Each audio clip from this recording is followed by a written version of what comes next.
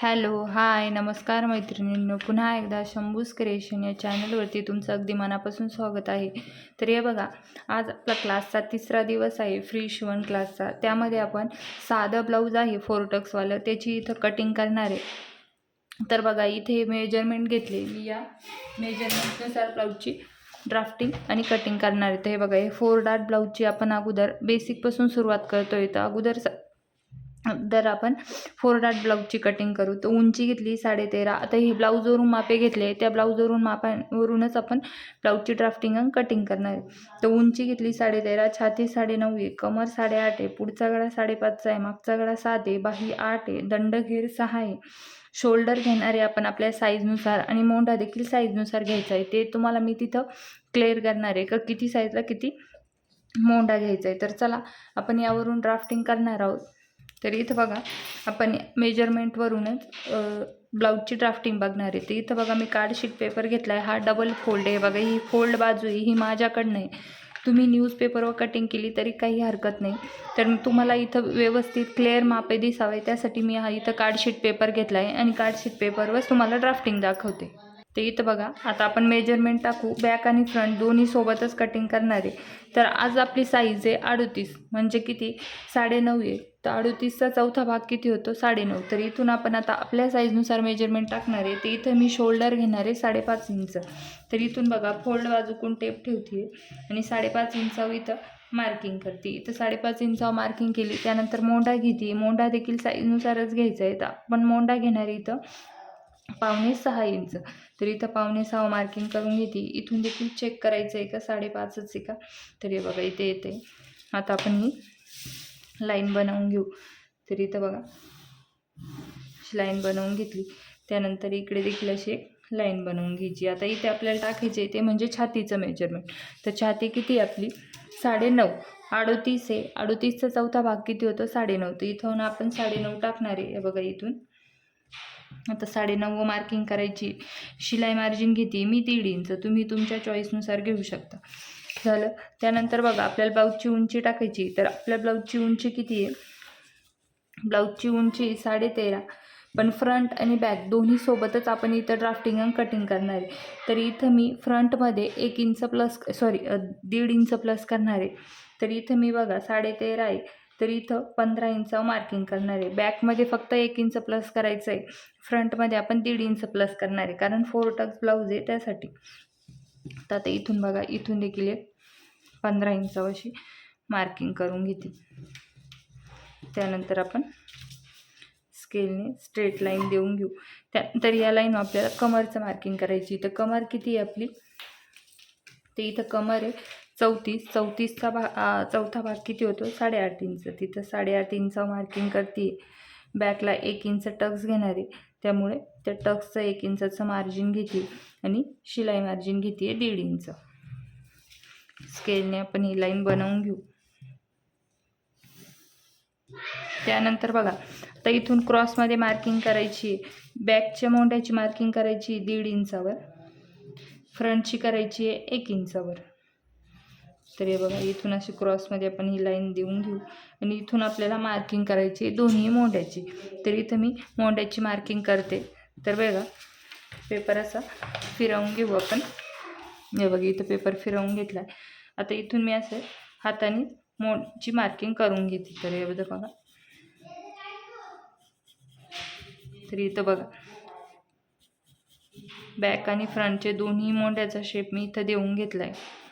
हे बघा, मोंढ्याचा शेप देऊन घेतला. त्यानंतर कार्डशीट पेपर आपण परत सरळ करू. त्यानंतर इथं मेजरमेंट टाकायचं आहे, ते म्हणजे गळारुंदी. तर आता आपण गळारुंदी किती घेणार आहे, तर गळारुंदी तुम्ही इथं 2.5 इंच देखील घेऊ शकता. मी इथं 2.25 इंचच गळारुंदी घेतली.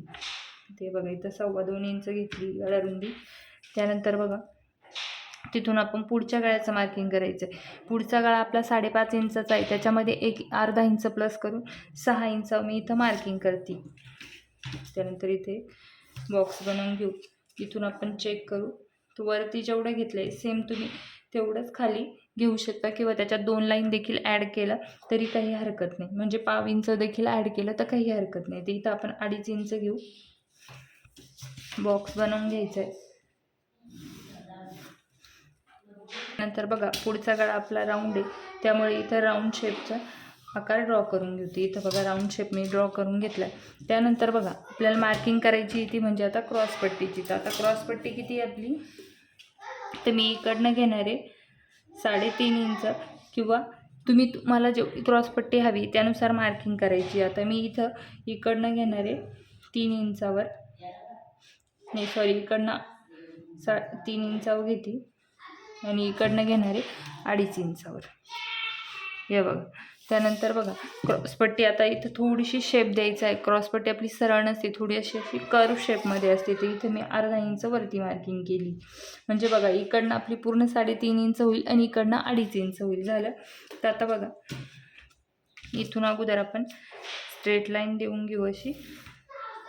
त्यानंतर इथून आपल्याला क्रॉसपट्टीचा शेप द्यायचा आहे. ते इथं बघा असा शेप देऊन घेते. इथं क्रॉसपट्टीचा असा शेप देऊन घेतला. त्यानंतर आपल्याला मार्किंग करायची ती म्हणजे टक्सची. तर आपण आपल्या साईजनुसार आता टक्सची मार्किंग करणार आहे. तर इथून मी टक्सची मार्किंग करते ती म्हणजे 3.5 इंचावर. आहे बघा इथून 3.5 इंचावर मार्किंग करते. त्यानंतर वरती घेते मी 2.5 इंच. त्यानंतर बघा आपण ही लाईन आहे अगोदर इथून चेक करून घेऊ. तर इथं मी 3.5 इंच घेतलंय, ती इथं घेणार आहे मी 3.25 इंच. त्यानंतर ही लाईन अशी स्ट्रेट करायची. या दोन्ही बाजूनी मार्किंग करायची अर्धा इंच, म्हणजे पूर्ण टक्स घ्यायचं आहे आपल्याला 1 इंचाचं. तर इथं बघा अर्धा इंच मार्किंग करून घेतली आणि ते टक्स आपण असे तिरके जोडून घेतले. त्यानंतर बघा आपल्याला आता इकडनं टक्स घ्यायचं आहे. तर इथून हे बघा इथून जो क्रॉसपट्टीचा शेप दिला आहे तिथून ते गळ्याच्या लाईनपासून टेप असा ठेवायचा.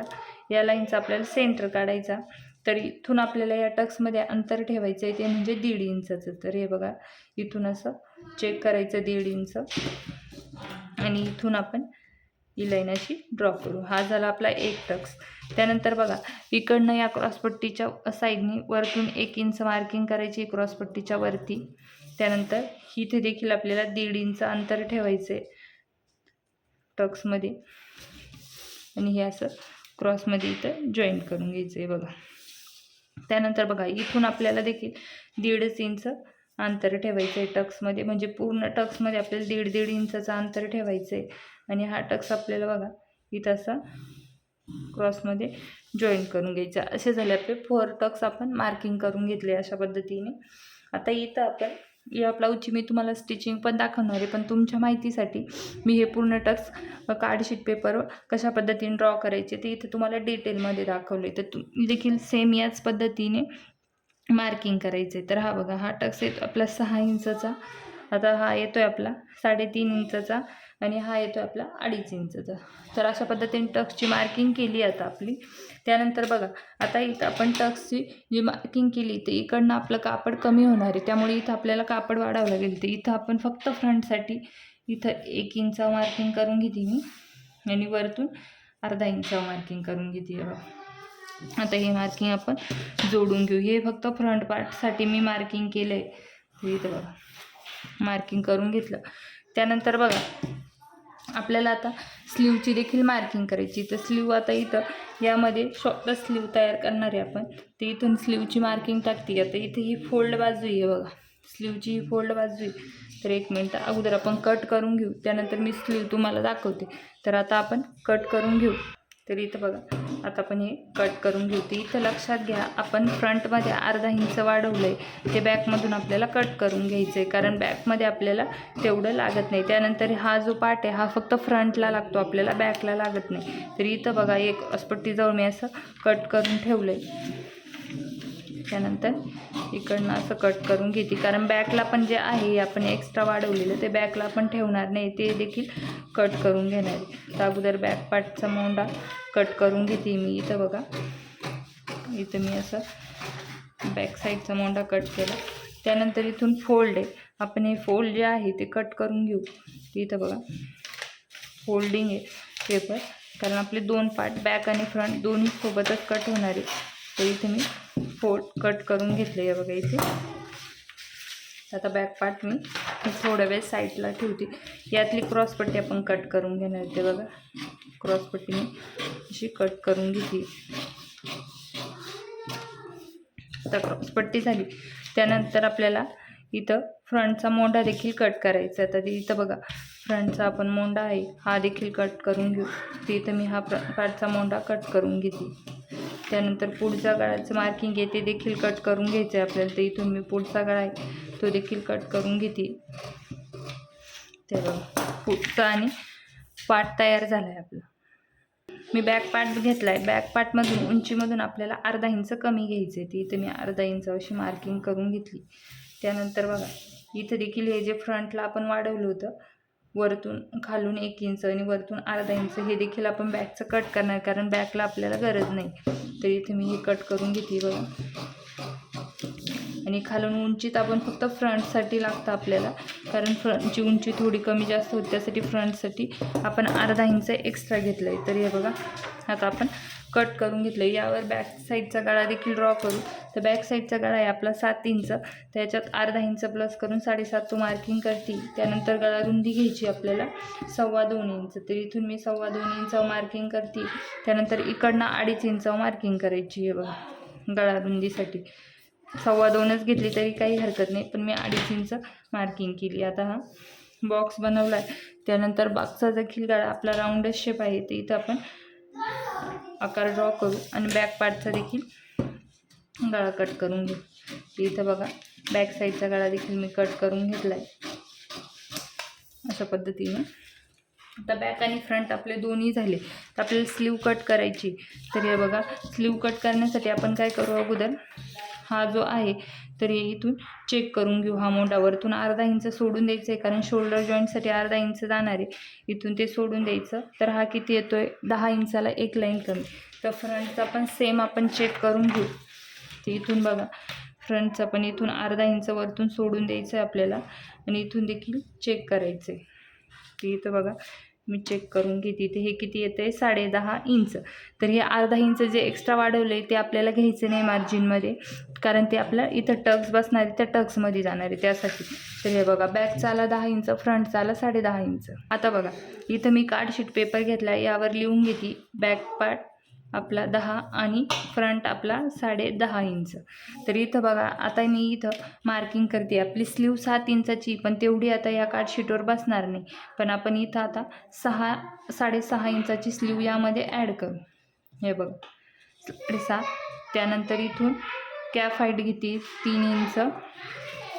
त्यानंतर आपल्याला इथून लाईन बनवून घ्यायची आहे. ते इथून बघा मी 2 लाईन अशा सरळ करून घेते स्लीवसाठी. तर इथून देखील त्यानंतर आपल्याला बॅक साईडचा जो आहे मोंढ्याचा राऊंड किती होता 10 इंचाचा, तो इथे मी टाकून घेते 10 इंच. शिलाई मार्जिन किती घेतली 1.5 इंच. तर आतमध्ये शिलाई मार्जिनचं मार्किंग करते आणि ते क्रॉसमध्ये ते मार्किंग आपल्याला इथं जॉईंट करायचं आहे. हे बघा इथं आता ह्या तिरप्या लाईनचा आपल्याला सेंटर काढून घ्यायचं आहे. तर इथे मी टेप असा ठेवते आणि तिरप्या लाईनचा सेंटर काढून घेते. त्यानंतर इथून 1 इंच आणि 1.25 इंचावर मार्किंग करायची. आता इथून आपण ड्रॉ करून घेऊ. तर इथून मी अगोदर स्लीवचा बॅक साईडचा शेप इथून ड्रॉ करते. हे बघा अशा पद्धतीने जिथून सेंटर काढला आहे त्याच्या थोडंसं पुढे येऊन आपल्याला स्लीवचा शेप द्यायचा आहे असा.